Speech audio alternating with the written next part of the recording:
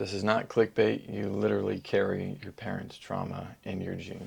So there's a newish science called epigenetics where they've been mapping the genome and all that stuff. Well, you inherit your genes from your parents, and there are certain genes that govern stress tolerance. There are certain genes that govern sadness, fear, lots of emotions, things that you may experience from time to time.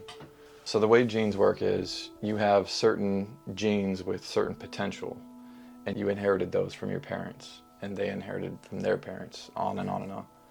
Well, through your upbringing or anything that happened along the way, those can get switched on from experiences, or high stress moment, for example, can switch on a gene for anxiety regulation, that kind of thing. So what happens is, through your parents, if theirs were triggered through certain things, you'd have more of a tendency for yours to get triggered. And these things are passed down. Well, I'd reckon that your parents kind of raised you similar to the way they were raised in certain ways. And even if they proclaim that, oh, my mom raised me this way, or my dad was this way, and I purposely wasn't that way with you, still question it, because a lot of these things, they may have had resolve to raise you better, but the undertone could have been very similar, and kids pick up on that because your parents, your whole world. You're going to notice if certain things aren't vibing. You won't be thinking it out loud, but there's going to be a bit of a disconnect, a bit of also just a disconnect between you and them, because they weren't just fully present. They had their own stuff, and even though they didn't want to project that into y'all's relationship, into your childhood, they would have done it unconsciously, or easily could have. So keep an open mind for that. Especially if you have certain patterns, really keep an open mind for that. Question everything. And I'm not trying to say they were bad people. In many ways, they were acting out their own stuff. But the fact of the matter is, you had some shortcomings in your upbringing. And you grew up internalizing them. You thought there was something wrong with you, but you just didn't have the right guidance in the right crucial moments. And a lot of that stems from not having a real connection. If they weren't very close to you, and didn't appreciate you enough to kind of pay attention more, or if they had to work too much, things where they couldn't pay attention enough, which is what a child obviously needs, is loving attention from a parent. Well, without those things, they wouldn't be close enough to maybe notice these moments that you needed guidance and needed help. They may have been too dysregulated themselves to even, or they may have been used to certain patterns and they didn't know any better, and they didn't realize that's a red flag. A lot of the times, yeah. So that all sounds really distressing, right? But there is really good news. Once you have that epiphany and you realize that all of your flaws and shortcomings, they were just deficiencies in your parenting, in your childhood, and your parents, and things that they allowed you to be around and maybe feel unsafe emotionally, physically.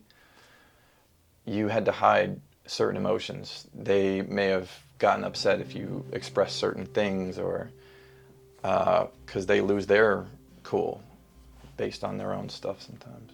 So they falsely trained you to second guess your own body feel, meaning your own emotions and how things hit you.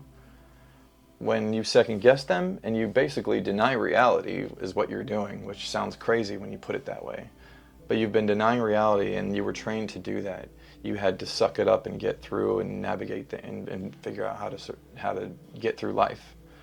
Well, they've accidentally trained you to be inauthentic and abandon yourself and not love yourself the way nature intended, the way God, the universe, whatever word, the way things were meant to be, without patterns, kind of those patternings messing things up that they had from their parents.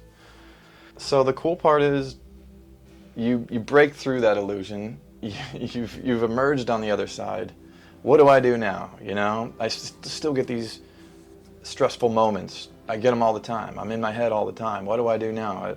I'm just sitting here twiddling my thumbs, and I don't know which way to go. Well, this is going to sound crazy, but by kind of cursing you with those unresolved and misunderstood because you were too young, and a lot of these things are on a gut level. that you just took as natural and normal when they weren't. You built a worldview around these deficiencies of their parenting style. It's wild. Well, what was I getting at with that? So by giving you these kind of curses, they basically left you with an unresolved emotional circle. Normally, if you had a safe childhood around emotionally safe parents, you would have felt an emotion, expressed it. If you did it in a rude or angry, mean to somebody else kind of way, they would be able to correct you, but they wouldn't get pissed. They wouldn't get dysregulated. They wouldn't shame you into, if you were angry about something to a toddler whose toy broke or another kid used their toy, yeah, it makes sense to be angry, and they should have allowed you to be angry. And so in nature, you would have gotten angry, and then you wouldn't have rejected it. So it would have just circled back around, and you would have been like, okay, what else? It's wild that we spend our whole lives running from fear, anger, trying to avoid them and deny that they exist within ourselves. We basically stop that flow and we don't return back to normal. We're holding on to it by the very virtue of trying to push it away. So the hack to get through all this is to revert back to toddler, the pure version of you that deserved better parenting. Revert back to this, however young you feel you got to go in this like mental exercise. But in those moments when fear comes, that's a jumble of energy. If fear is part of one of your patterns, like for me, social fear is a big one. And in those moments when social fear comes, normally I kind of, repress it basically, but I try to cool it down. I'm trying to down-regulate. I'm trying to distract and pay attention to my breath and do all these little hacks that they teach you to do, which are all fancy, spiritual-esque, spiritual with air quotes versions of trying to avoid reality and trying to shake your head and say, no, sorry. And that's just not, those emotions need to be let out, as a lot of people say. So it seems like spiritual, they figured it out, transcend all these things, but regular pop psychology, you call it, they got that right. You have to let it out. You can't just distract away from it. Otherwise it has power over you. So in those moments, what do you do as a real life example? I'm in line and put in your own version of moments that you get triggered by or upset by in different ways.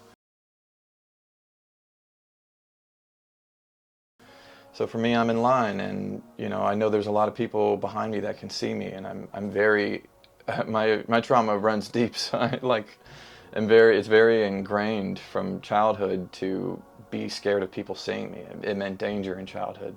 So in those moments, instead of trying to slow my breathing and breathe outward longer than I breathe inward and do all these things that distract from what is, I take all of that energy I'm tensing up, I'm just very avoidant of reality in this moment.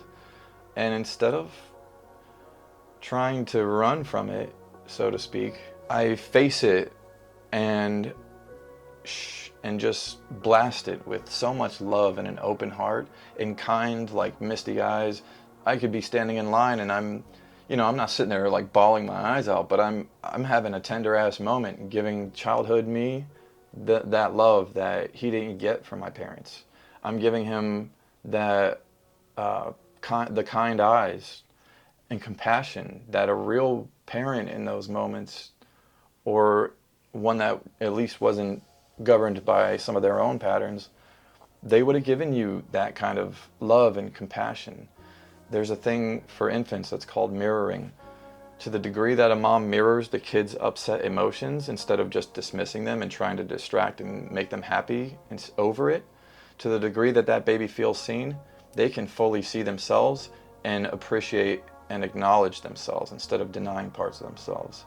And that's a big, crucial difference from what we had compared to what, an ideal, and of course there's no perfect childhood. As they say, nobody gets out of it unscathed. But, let's face it, there are degrees to it. And we kind of got the raw end of the deal. Otherwise, you may not have clicked on this video. So I feel like we're in the same boat. And yeah, just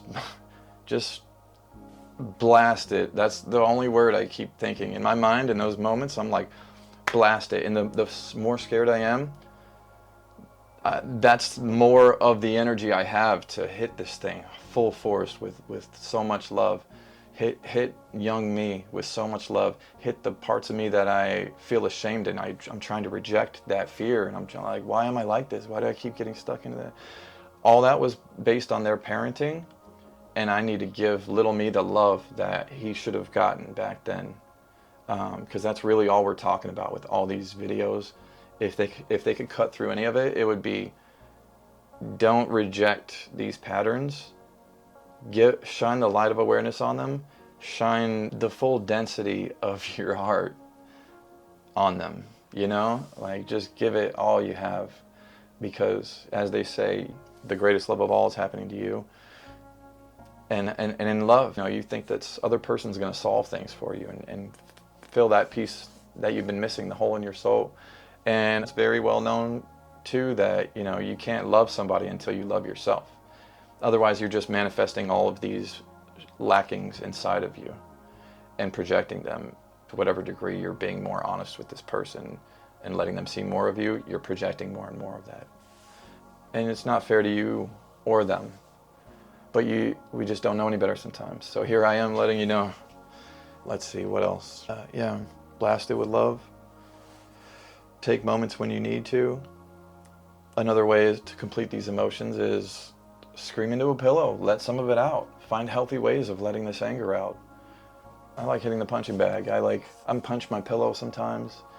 And I'm not shy about, my daughter has seen me scream into the pillow before. And I've explained to her that it feels good to let some of that stuff out and to just feel loose again. And I'd rather her take that away than the idea to stuff her feelings down. I'd rather her see me do that and veer towards that and have little moments where she wants to scream into the pillow and just loosen right back up and let it all out. I'd rather her do that than slowly manifest and project all of this avoidance of emotions onto her future relationships, onto her children, and then their kids and their kids. So, I mean, it's up to us. We got YouTube now. We have the resources to finally see through the patterns and to just cut right through it and sever that link, and keep the good stuff and make conscious decisions about our parenting now and not unconscious decisions. So peace.